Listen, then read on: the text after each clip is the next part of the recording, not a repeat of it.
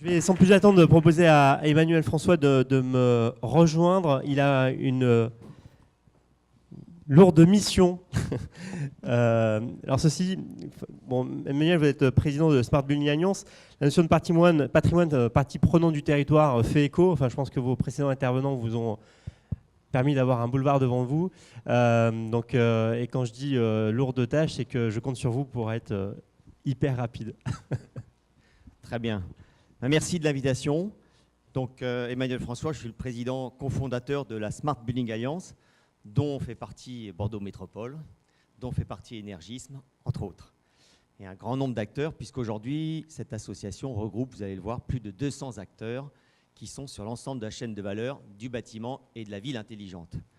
Je pense que déjà, la Smart Building Alliance est une initiative collective. À la base, c'était Serge Lemaine, fondateur de Neuron System, et moi-même. Mais c'est une initiative personnelle qui est unique au monde. Unique au monde. Il n'existe à ce jour aucune organisation de ce type qui associe tous les acteurs de la chaîne de valeur pour réfléchir sur le bâtiment et la ville de demain. Tout à l'heure, j'ai bien aimé l'intervention de Bordeaux Métropole, c'est parce que je pense qu'il est aussi à la SBA, c'est qu'effectivement, avec l'arrivée de l'Internet des objets, l'Internet devient le quatrième fluide du bâtiment et du territoire. Et c'est fondamental, il faut avoir ça en tête. C'est ça qui doit nous guider. De ce fait, le bâtiment devient connecté, mais beaucoup au-delà d'être connecté, c'est qu'il est soumis aux lois de l'Internet, qui veut dire mutualisation et partage. Alors, c'est des grands mots, mais chaque mot a son sens. Quand on parle de mutualisation, par exemple, si vous voulez, j'ai un interrupteur ici. Aujourd'hui, il allume la lumière et c'est tout. Quand on parle de mutualisation, cet interrupteur ou un capteur de température ou que sais-je, en fait, il ne va pas être dédié uniquement à une application, mais à X applications. Et c'est ça la force de l'Internet, c'est la force du numérique. Donc, il faut pouvoir mutualiser les équipements. Et si je mets en place une installation, des équipements, des infrastructures pour l'économie d'énergie, elles doivent servir également pour d'autres services. C'est fondamental, sinon on reste toujours en silo. Ensuite, effectivement, le partage. Le partage, c'est là où on va aller chercher de l'efficience, et notamment le partage des espaces, par exemple. Ensuite, cycle court. C'est un problème aujourd'hui. Quand on parle de cycle court, c'est effectivement le numérique. La mise à jour de notre smartphone, c'est tous les 2 mois, tous les 3 mois. Les applications qu'on a sur nos systèmes, c'est peut-être tous les 3 ans, tous les 2 ans.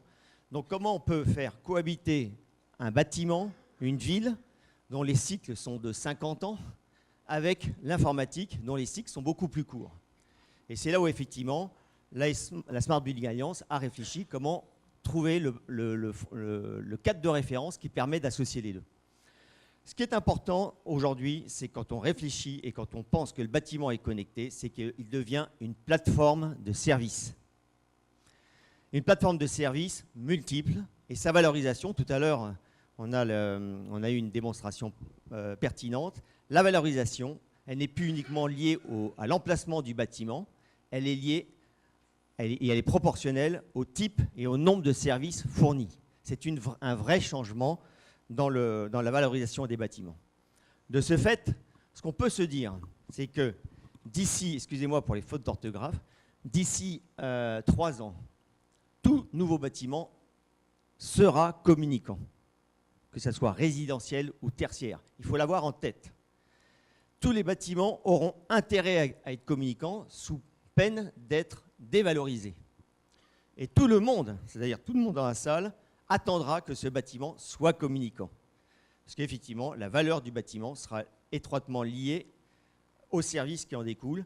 Et d'où, effectivement, le bâtiment communicant Ready to Service, dont on va parler, qui est le préambule à toute rénovation et qui est un prérequis. Aujourd'hui, les foncières, notamment, ou les promoteurs immobiliers, ou les bailleurs sociaux, vous diront il est clair que l'enjeu est fort. D'ici 5 ans, si notre bâtiment n'est pas, entre guillemets, smart, et je dirais ready to service, il est soumis à une dévalorisation potentielle de 30%. Donc en fait, quelque part, il ne faut même plus se poser la question, est-ce que j'y vais? Il faut y aller. Et en conclusion de ce qu'on a entendu, c'est que l'énergie est une superbe opportunité pour amener le numérique dans le bâtiment et dans les territoires. Aujourd'hui, ce message, je veux le porter au plus haut de l'État et de dire, c'est bien de lancer un plan de rénovation énergétique des bâtiments, mais il faut que concomitamment, on ait un plan numérique. On ne fera pas la rénovation des bâtiments sans l'implémentation d'une infrastructure numérique.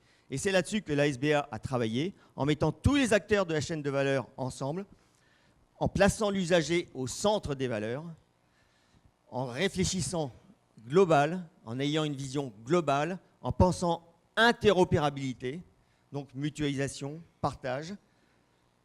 Et pour aller vite, Ready to Service, c'est une infrastructure en 3 couches pour apporter de la pérennité et de l'évolutivité dans le bâtiment et dans le territoire. Hein, si je prends un exemple, si je mets en place un système et que demain je veux le faire évoluer, il ne faut pas que j'ai à tout changer. Je vous donne un exemple que vous allez tous comprendre tout de suite. Aujourd'hui, si vous prenez un taxi ou un Uber, eh bien, il n'y en a aucun qui utilise son GPS. Aucun. Il utilise son smartphone avec Waze. Eh bien, ce que je veux aujourd'hui, c'est que ça ne soit pas le cas pour tous les bâtiments qu'on va rénover ou qu'on va rendre intelligents. C'est-à-dire que dans 2 ans, on débranchera le système et on mettra un autre système parce qu'effectivement, on n'arrive pas à télécharger la dernière application qui va permettre d'optimiser la gestion de ce bâtiment, voire de ce territoire.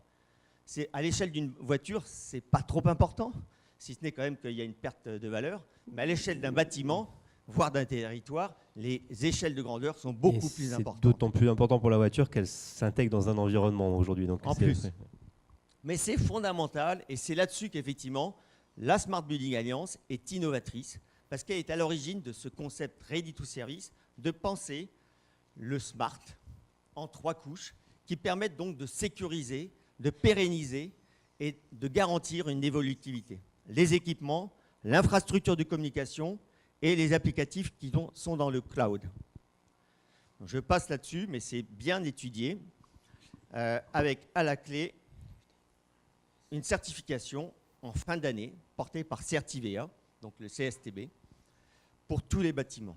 L'objectif, c'est que ce soit pour tous les bâtiments et que globalement, ça soit accessible à tout le monde. Que ce soit le référentiel, le cadre de référence numérique, le cadre de confiance numérique. Et pour tous les bâtiments en France et au-delà de la France, à l'étranger, puisque je pense qu'aujourd'hui, on est en avance. On a présenté le Ready to Service à Las Vegas en début d'année.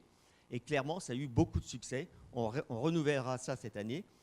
Et aujourd'hui, à l'ASBA, une fois que ça s'est lancé, on a comme ambition d'internationaliser l'ASBA.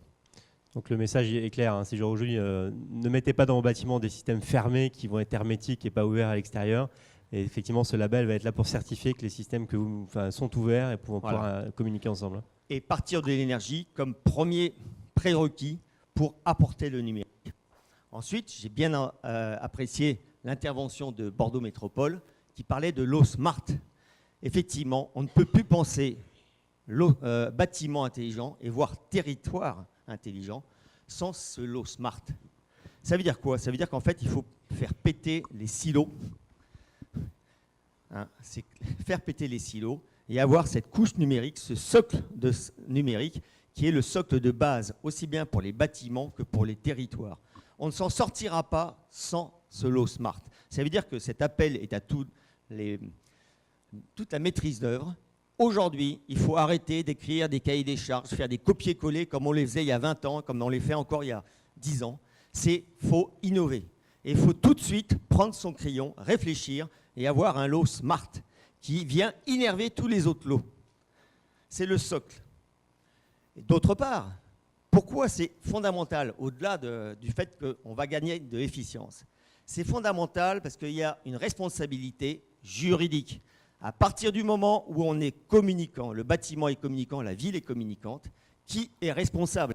Qui est responsable sur l'ensemble de la chaîne de valeur? Si ce n'est pas bien défini par un lot smart, on va à la catastrophe. De même, il y a la notion de sécurité. Aujourd'hui, on parle d'énergie. J'ai eu une information récemment, comme quoi, au niveau européen, une variation de 2 gigawatts rapide, instantanée, plante l'Europe au niveau électrique. C'est-à-dire qu'il y a, voilà. Donc ça veut dire que globalement, il y a un risque au niveau du territoire et des territoires. Donc ça veut dire que les bâtiments doivent être sécurisés. On a eu une première attaque il y a peu de temps, avec notamment, je crois que c'est Saint-Gobain, BNP Paribas qui ont été embêtés longtemps. Aujourd'hui, la sécurité, on ne doit pas badiner avec cela. Donc ça veut dire qu'il faut penser rénovation énergétique et en même temps intégrer cette couche sécuritaire. D'où le Low Smart. Donc très brièvement maintenant, la SBA, c'est, comme je vous l'ai expliqué, un ensemble d'acteurs qui permet de donner du poids à nos travaux. Puisque quand ils sortent, quand c'est validé par l'ensemble de la chaîne de valeur. Et pour faire du bâtiment une plateforme de service, et bien entendu, l'énergie est un service majeur, mais c'est également l'aménagement des espaces, c'est également les services aux bâtiments, c'est également les services aux occupants, c'est également la bien-être et la santé, c'est également la maintenance. Je vous donne 2-3 exemples importants. On a parlé tout à l'heure de l'information. Effectivement, on ne peut pas faire des économies d'énergie sans être informé. Aujourd'hui, c'est fondamental d'amener cette information à tous les niveaux et que chaque usager soit informé. Mais l'information, elle ne doit pas s'arrêter à l'énergie. Et j'en suis persuadé, d'ici 3 ans, tout le monde dans la salle sera également informé sur son environnement et des conséquences de cet environnement sur son état et sur sa santé. Les conséquences sont très importantes. Ça veut dire qu'en fait, il ne faut pas uniquement penser énergie, il faut aussi penser bien-être, il faut penser santé. Ce seront des drivers qui demain vont impacter fortement les décisions d'investissement, aussi bien dans les bâtiments que dans les territoires. Un bâtiment qui est économe énergétiquement, mais dont l'impact sur la santé est très mauvais, il n'aura pas la même valeur. Voire il sera totalement dévalorisé puisque les habitants, puisqu'ils seront informés, ils le désaffecteront. Voilà. Et j'en parle par connaissance de cause, et c'est exactement pareil au niveau des territoires. Bien entendu, il ne faut pas délaisser la maquette numérique. Donc la maquette numérique doit être prise à la base, aussi bien des bâtiments que des territoires, et elle est intégrée dans ce label Ready to Service. Je passe sur les membres de la SBA. Il y a des plaquettes à l'entrée. Il y a une commission qui permet de travailler sur tous ces sujets, aussi bien sûr Ready to Service, sur Ready to Grid, dont je parlerai 2 secondes, et puis sur les notions juridiques, sur les notions de service au bâtiment, sur la circulation dans la ville, sur les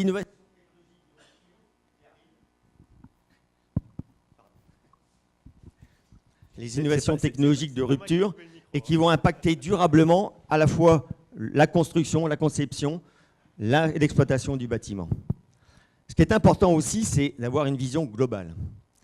Et quand on parle bâtiment, c'est aussi Smart Building, c'est le premier point de départ pour une Smart City. C'est la première pièce du puzzle.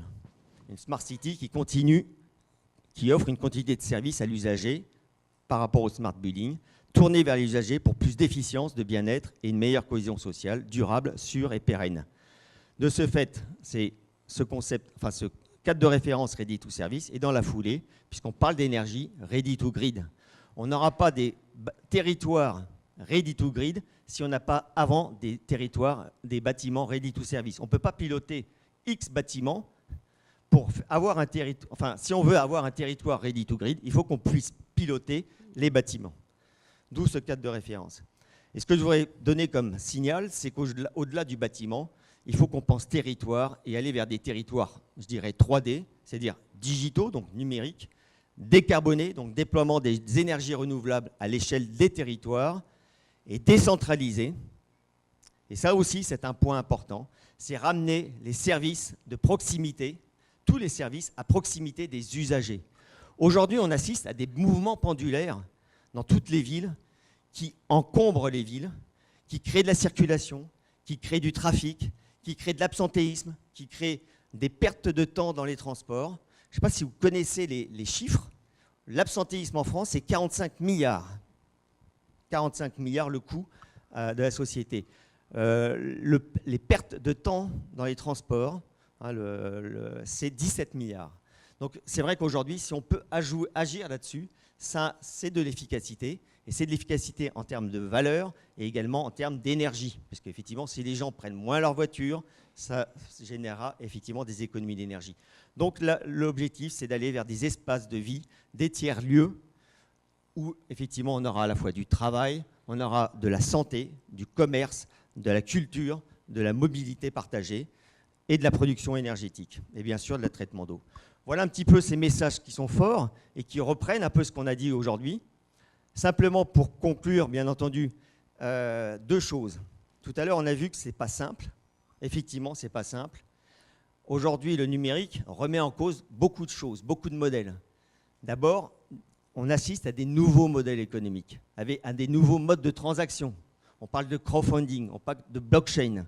C'est des mots importants et c'est ce qui va faire, j'en suis persuadé, qu'on va avoir la ville, le bâtiment et la ville intelligente. Sans ces nouveaux modèles économiques, on n'y arrivera pas. Donc, il faut les favoriser. Ensuite, on a encore des organisations bien silotées. Tout à l'heure, on l'a vu avec la foncière qui, effectivement, essaye dans son organisation de désiloter. Mais aujourd'hui, il y a des nouveaux acteurs qui arrivent sur le marché que j'appellerais des opérateurs de services. Ces opérateurs de services sont, entre autres, les principaux clients ou partenaires d'acteurs comme Microsoft.